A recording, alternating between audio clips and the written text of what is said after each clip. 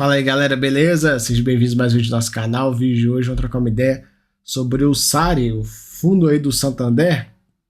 É um híbrido, né? Tem lajes, tem galpão e tal. A gente já vem acompanhando ele já tem um tempinho, né? Enfim, a distribuição 36 centavos, que em relação ao valor da cota aí de R$ 48, dá um dividendo, não é ruim, né? Quase 10%. Mas tem que pensar, né, que a cota caiu pra caramba, a distribuição também caiu. Pensar que esse fundo há pouco tempo pagava tipo 60, acho que era 65 centavos. Já vi, teve uma queda bem forte na distribuição dele aí. Fundo de 820 milhões de reais, 41 mil cotistas. Então, 9,4% para ser exato. Vamos lá, o fundo tem um resultado acumulado de 86 centavos que ele vem utilizando para distribuir, né, para manter esse patamar. Tem guidance, esse fundo tem guidance, a gente vai ver já. O fundo, durante o mês, eles concluíram uma alocação no W Torre Morumbi, alocação de 5 anos, a partir de 1º de maio, que tem uma carência de 4 meses, então ainda não vai impactar na distribuição. E eles seguem tratativas para tentar alugar mais andares do W Torre Morumbi, que hoje é o grande desafio do fundo, né? O grande problema do fundo é o W Torre. É um prédio grande, então ele tem que trabalhar para resolver isso aí. Ele até fala um pouco, né, galera, essa questão de visitas e tal, é um processo muito moroso.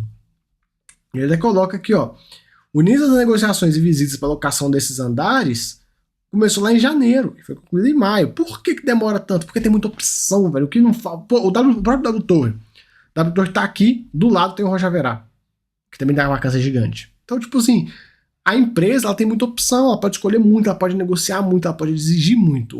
Todo o poder de negociação tá na mão de quem hoje? Do inquilino. Então o inquilino, cara, ele pode negociar, ele pode ver quem dá mais facilidade, ele vai ver qual prédio é melhor e tal. Então, assim, tem muita opção em São Paulo.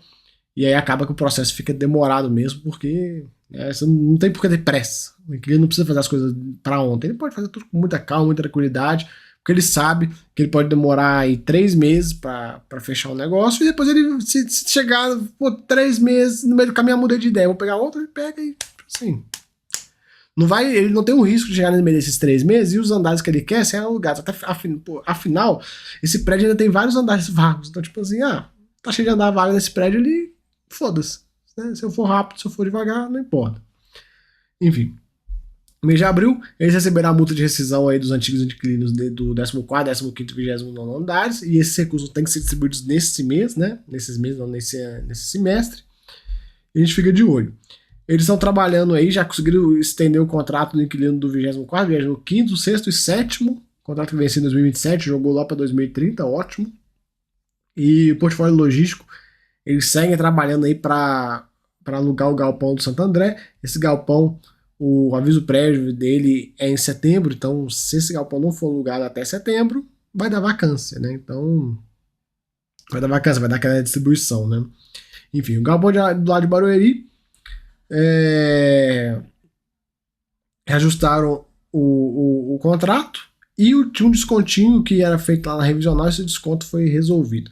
E aqui ele comenta, né, do guidance, que é manter de 30 a 40 centavos por cota até o final desse semestre. É bem legal. Tem um videozinho, um resumo mensal aqui com o pessoal do Santander que mostra e tal, eles falando um pouco sobre o fundo. Bem rapidinho, um videozinho de 3 minutos. Legal. Né? Então a gente vê aqui um pouco do W Torre, a alocação do 14º, 15º, o impacto total no final de todas as carências, etc, de 3 centavos por cota, o que é ótimo. E a vacância caindo de 29% para 23% nesse prédio, e a vacância do fundo saindo de 26% para 20% com essa alocação. Cara, tem algumas rescisões antecipadas aí que já foram avisadas, e a vacância do fundo pode chegar a 31%. No final a partir de agosto, né? Então, cara, não tá fácil mesmo a situação, né? Tem várias rescisões lá, rescisão antecipada, rescisão, né? Então, não é fácil não. Aqui ele traz pra gente um cenário onde eles consigam alugar o W Torre inteiro. E aí pode ter um incremento de 20 até 24 centavos por cota pro fundo, caso ele consiga zerar a vacância nesse imóvel. Tipo, é um ganho, um upside muito grande. É aquela coisa, galera. Esse fundo, alguns fundos de laje como um todo, você tem que pensar que você está fazendo um investimento lá para frente. né? Isso se não der merda na economia, do jeito que tá indo as coisas aí, não der mais merda, não der merda, e o trem lá pra frente ficar mais pra frente ainda. Porque, cara, falar com vocês, quem lembra da crise da Dilma, né? Aquela anta. Então, naquela crise que teve, a vacância subiu pra caramba. E aí foram anos, de 2016 até 2020, que foi a pandemia, de vacância caindo, o mercado indo, as coisas acontecendo e tal, é um ciclo muito longo. Aí a pandemia fudeu tudo, jogou, voltou pra gente lá e pra 2015, 2016, no tocante à vacância. E aí foi foda, né? E aí agora a gente tá vendo aí as coisas, tá vendo o mercado não tá andando na velocidade que a gente espera, a vacância tá muito devagar pra redução da vacância, né? O negócio tá muito, muito lento. E o caminho que a economia está tomando não é dos melhores, né? Então, tipo assim, esse ciclo, que é um ciclo longo, ele pode se tornar mais longo aí, ainda, a depender do que aconteça aí no país. Então, a gente tem que ficar sempre ligado nisso aí, né? Mas saiba, isso para vários fundos de laje, né? É comprar com paciência. É comprar sabendo que vai demorar. Mas, tipo assim, pode ser que no futuro distante, né? Você tenha o SARI aí voando. Você comprou ele quanto é que tá a cota desse fundo hoje? Quer ver? Deixa eu ver aqui. No dia que eu tô gravando, quanto é que tá a cota de SARI? Porque esses relatórios estão atrasados aí de cotação. Não, até que tá bem dentro. R$ 48. Ele chegou a bater 41 tempo atrás. Enfim. Vamos imaginar o melhor cenário. O cara que comprou a R$ 41. Imagina que ele tem esse incremento de 24 centavos, 20 centavos aí na receita de locação. Então você pega esse guidance dele aqui e soma mais 20 centavos. Então daria de 50 a 60 centavos. Cara, a 50 centavos, o cara que pagou R$ 42, putz, o resultado dele é de 1,2% ao mês, né? Então, assim, é uma coisa que tem que ter paciência para investir em lajes. Você tem que comprar e deixar rolar, né? Não se estressar muito, não. Se você se estressar, é pior. E a situação do fundo não tá das melhores, porque olha só, vencimento dos contratos esse ano. 30% dos contratos vencem esse ano. E laje, né? O grosso dos contratos tá no W-Torre, metade praticamente, de quase uns 18%, vai. Tá no W-Torre.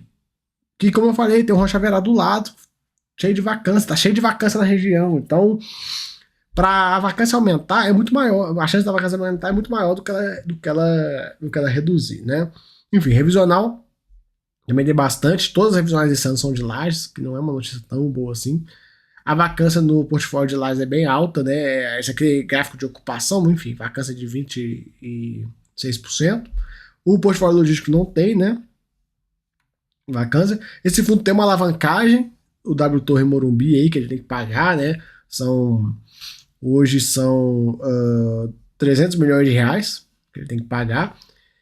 E ele tem um fluxo, galera. A gente já calculou esse fluxo várias vezes. Tá? O único problema desse CRI é que chega no final do ano, ele tem uma parcela bem pesada de uns 20 e poucos milhões de reais. Isso que atrapalha, porque se o fluxo dele fosse linearzinho e tal, esse é um consumo de caixa bem tranquilo. Mas como tem sempre essa parcela pesadona de final de ano, isso acaba aumentando demais a quantidade de dinheiro que ele precisa. O fluxo de amortização fica muito elevado, né?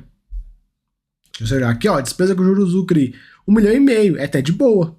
Né, até de boa a despesa de juros. A amortização é algo mais ou menos nessa faixa, acho que uns 2 milhões que amortiza por mês, salvo engano. Só que chega todo final de ano, tem que amortizar 20. Então fica um fluxo de amortização, sabe, de 40 milhões de reais por ano.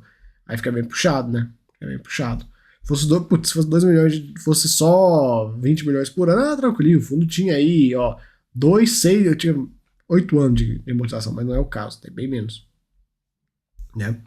Então a gente vê nesse mês o resultado veio bem forte por conta das multas que ele recebeu, e ele pagou 36 centavos, né? Ficou com uma grana no bolso, porque ele não pode distribuir tudo que ele recebeu agora de rescisão, porque senão no mês que vem, né, a renda vai ter uma queda muito grande. Aqui a questão do rendimento do fundo lá já foi 60 centavos, hoje está 36, caiu assim, praticamente pela metade, e pode cair ainda mais um pouquinho, né? A questão de rentabilidade do fundo também ruim, né? Negociação, a liquidez é boa, ele segue perdendo cotismo desde o pico lá de 45 mil, hoje já tá com 41, o pessoal tá ficando na mula, o pessoal tá vendo que, tipo assim, isso aqui não vai dar muito certo, né? Enfim, né? A gente vê os dois imóveis que ele tem, o W Torre, vacância de 20%, o Bela Sintra sem vacância, e o portfólio logístico dele aí, que são dois galpões muito bem localizados, os dois galpões assim, cara, puta, localização maravilhosa, né? Enfim, e ele tem um portfóliozinho também de fundos imobiliários aqui, fundos de CRI, né? Ele tinha Knip, que nem a High Yield, salvo engano, sumiram da, já venderam. Eles estão vendendo, eles têm que vender esse portfólio para usar esse dinheiro para pagar as amortizações, né? Pois bem. Isso aí, galera. Então, mais um mês de SARA acompanhando aí. Vamos ficar de olho no fundo, mas o prognóstico não é dos melhores, né? A gente tem que ter paciência e tal, porque o flow de laje tá bem difícil, né? E tem essas questões das vacâncias e tal, todas essas dores de cabeça aí que pode atrapalhar o fundo. Beleza? Valeu, até a próxima. Fui.